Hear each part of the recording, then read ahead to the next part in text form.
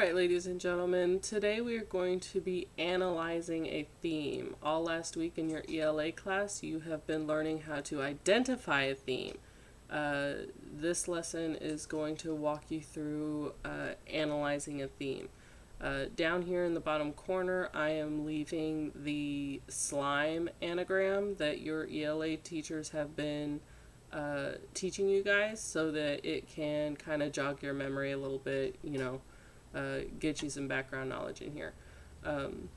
So to start off with analyzing theme, this picture here, we are looking at a picture of a celebration most commonly known as Carnival. Any of you that have seen the movie Rio will know what Carnival is. If you have not seen Rio, this is a celebration that in the United States is more commonly referred to as Mardi Gras.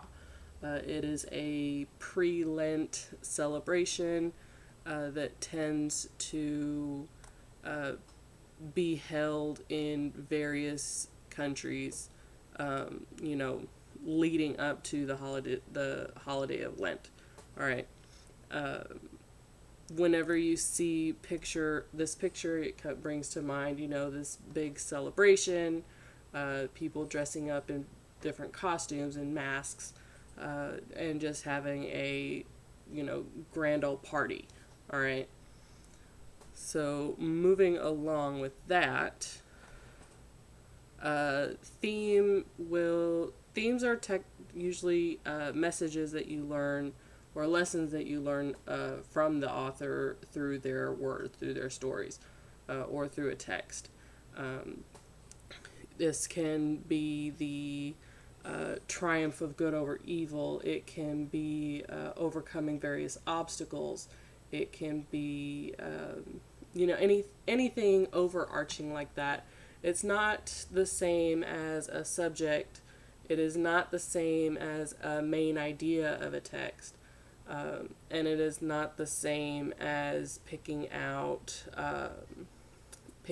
details to prove an argument or anything like that.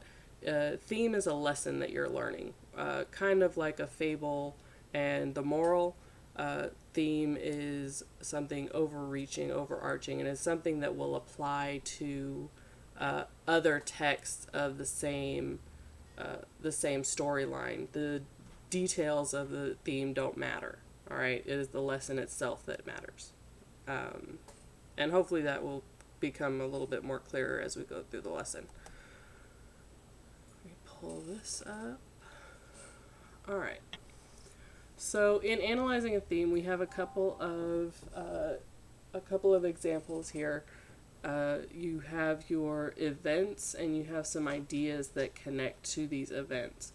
Now, for the purpose of trying not to confuse anyone, events are the same as evidence. All right? They are the exact same as evidence.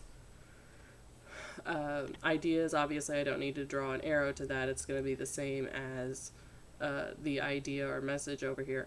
But for those that may not make the connection, you have here characters talk about whether to evacuate or not.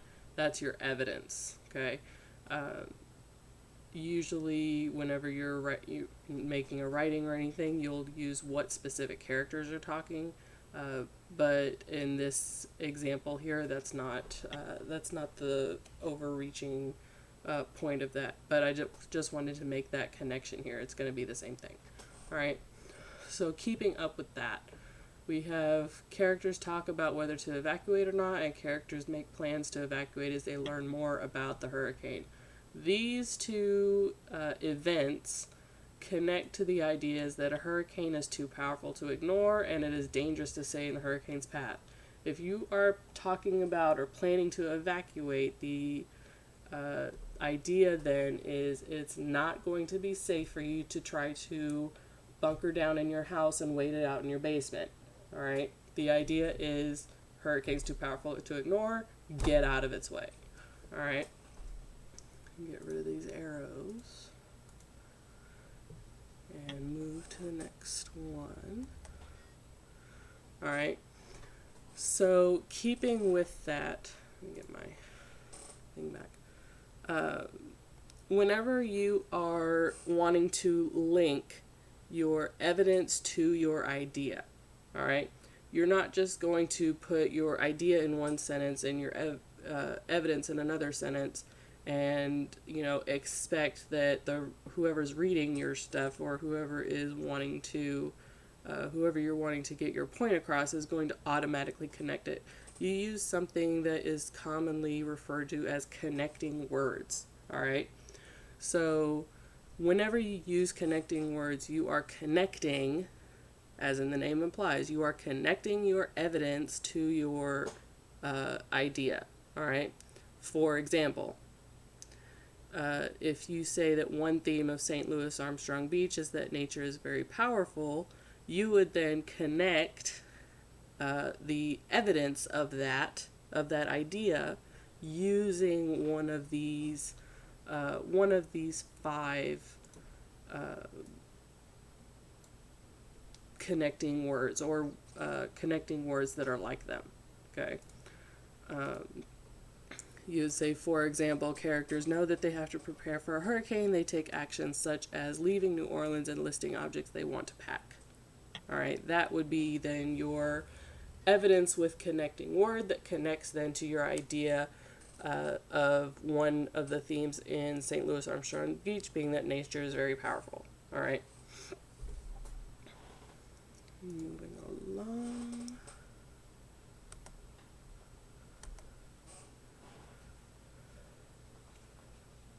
So then, keeping that thought in mind, you have a dialogue here, or a monologue really, because it's only one person talking. You have a monologue here of Ms. Moran talking to Saint when Saint, goes to her house to, comes to visit her house. Ms. Moran does not take the idea of evacuating as seriously as the other ones, as evidenced here in this dialogue. And you can pause the video here to read the text.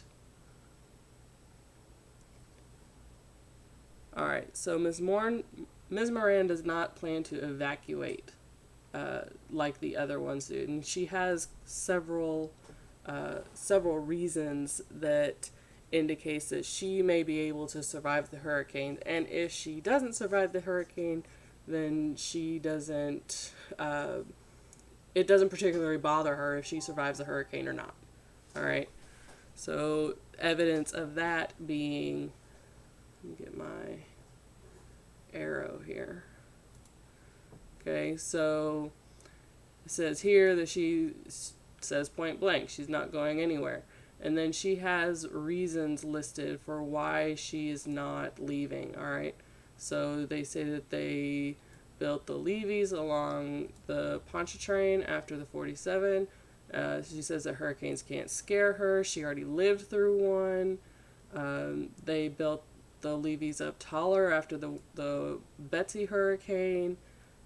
She had only evacuated one, and she only did that because her husband had made her. That's what the my mister is. It's her husband.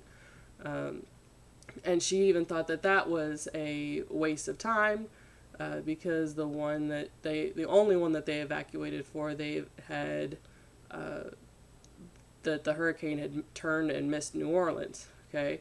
And then here is your evidence that she doesn't really care whether she survives it or not. It says it won't be long before they put me in the ground. No way. So it doesn't really bother her if she survives a hurricane or not, so she doesn't feel any need to leave. All right, so that is the evidence that supports the idea that Ms. Moran is not going anywhere. All right, let me erase all of that.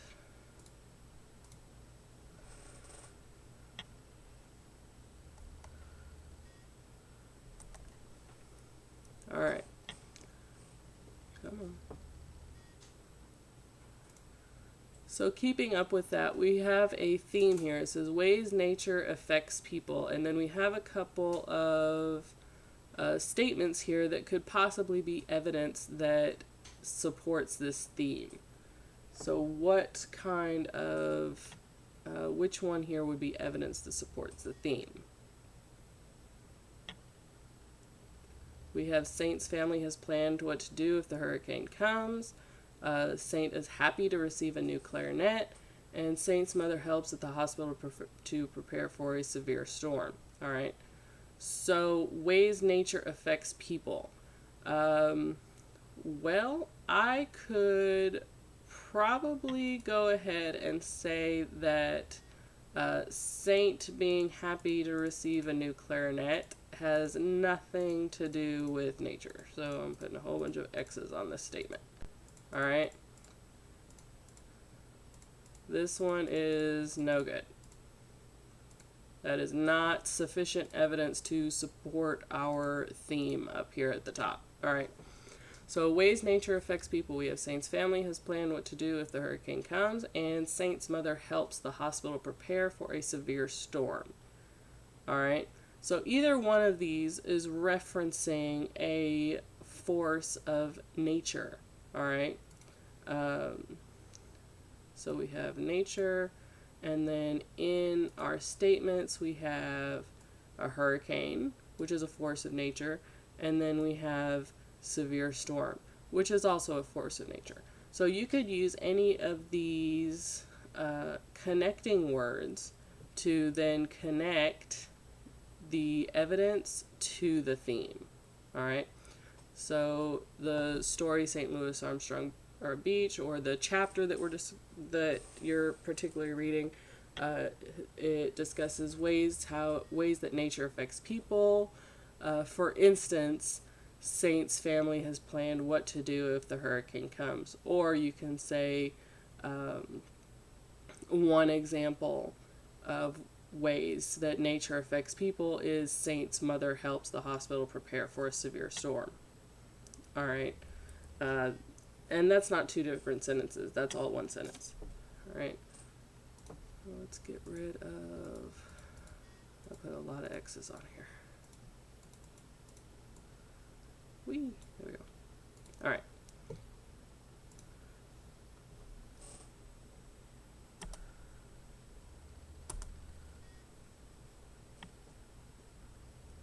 All right, so which of the following best describes what a theme is?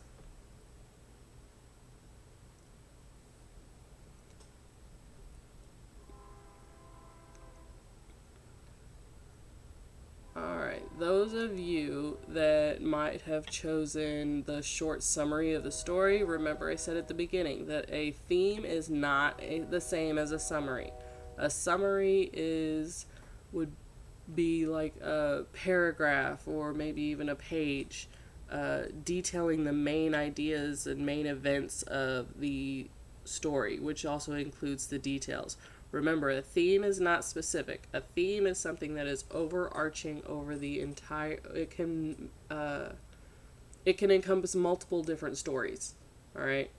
It doesn't a theme is not specifically exclusive to one story. And a summary, on the other hand, is exclusive to one story. So it's not going to be a summary. A place where the story happens, that's a setting.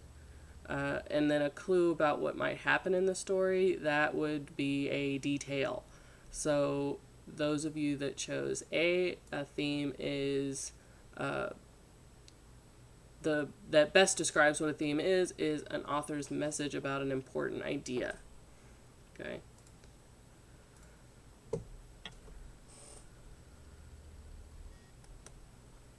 So again, thinking about the theme of ways nature affects people. Let me type that up here. So, ways nature affects people. Okay? So, having this be our theme, what text evidence here in this text would then support this theme, okay? This image will be left up in a discussion post on Schoology, and you will need to answer that in the discussion post. what details will support the themes of ways nature affects people. Remember to use the connecting words if you need to go back in the video and jot those connecting words down or take a screenshot of them. I suggest you do so you have those referenced and available to you. Good luck, and I hope you guys have some good evidence for me.